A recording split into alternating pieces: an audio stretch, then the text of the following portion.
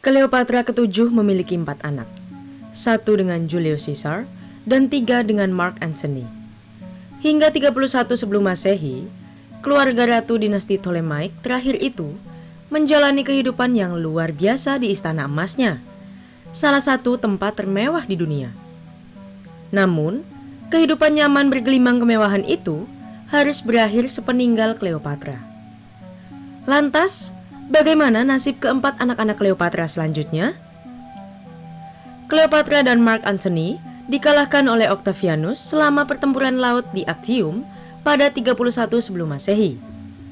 Kaisar Romawi masa depan yang akan dikenal sebagai Caesar Augustus tidak memberikan belas kasihan kepada musuh-musuhnya. Dia berharap untuk mengalahkan Mark Antony dan membawa Cleopatra sebagai piala ke Roma. Tujuannya adalah untuk mempermalukan dan akhirnya membunuhnya. Tulis Natalia Klimczak di laman Ancient Origins. Namun rencana Octavianus tidak berhasil, karena pada tahun 30 sebelum Masehi, Cleopatra dan Mark Antony bunuh diri. Tindakan ini membuat anak-anak mereka tidak memiliki siapapun untuk melindungi mereka setelah ditinggal mati oleh orang tuanya. Caesarion, harapan bagi Mesir. Putra tertua Cleopatra lahir pada 23 Juni 47 sebelum Masehi. Sebagai putra Gaius Julius Caesar, dia dipanggil Caesarion, yang berarti Caesar kecil. Nama lengkapnya adalah Ptolemy ke-15, Philopator Philometor Caesar. Konon, dia adalah raja terakhir dari dinasti Ptolemaic di Mesir. Caesarion memerintah bersama ibunya sejak 2 September 44 sebelum Masehi.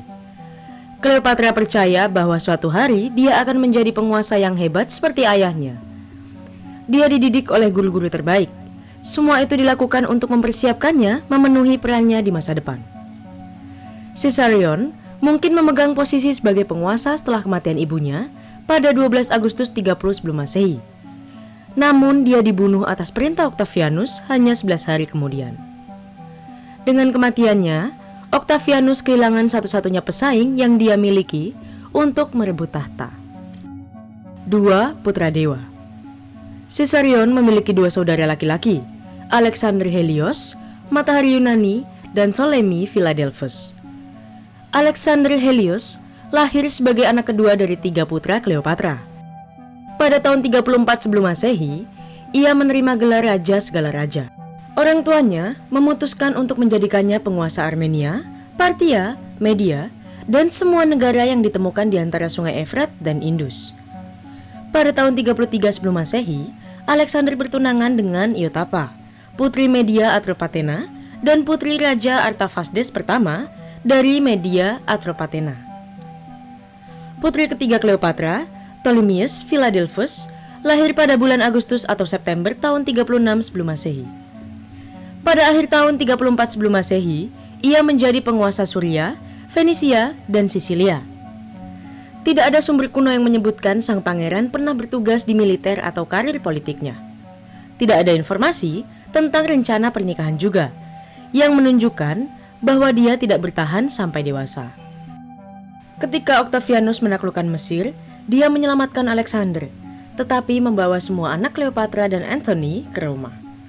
Merayakan kemenangannya, dia membuat pawai. Salah satu piala terbesar yang dia berikan kepada orang Romawi adalah anak-anak ratu Mesir dengan rantai emas. Mereka diarak di jalan-jalan di belakang patung ibu mereka. Octavianus memberikan anak-anak itu kepada kakak perempuannya dan mantan istri Mark Antony, Octavia Minor.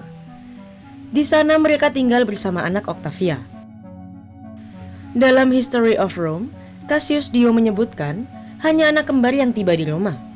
Ini menimbulkan pertanyaan apakah Ptolemies Philadelphus selamat dalam perjalanan ke Roma. Dia mungkin meninggal karena sakit pada musim dingin tahun 29 sebelum Masehi. Alexander Helios mungkin meninggalkan Roma dengan saudara kembarnya, Cleopatra Selene, sang putri bulan. Anehnya, satu-satunya putri Cleopatra menjadi yang terpenting dari semua anak ratu terakhir Mesir.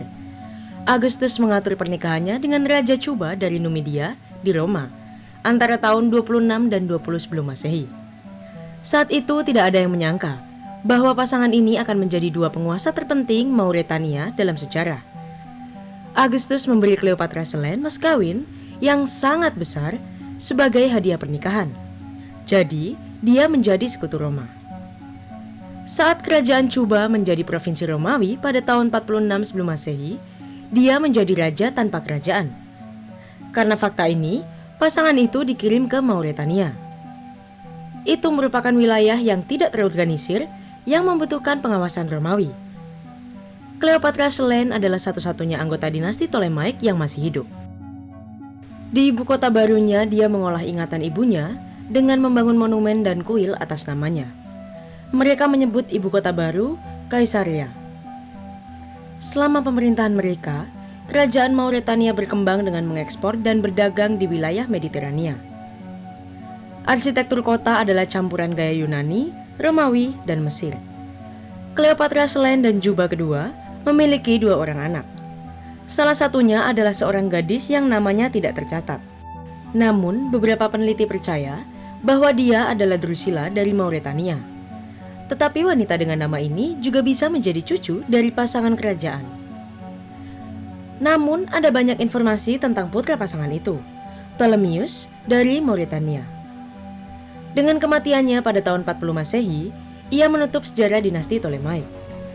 Tanggal kematian Cleopatra Selene tidak diketahui. Koin terakhir dengan namanya muncul pada 17 Masehi.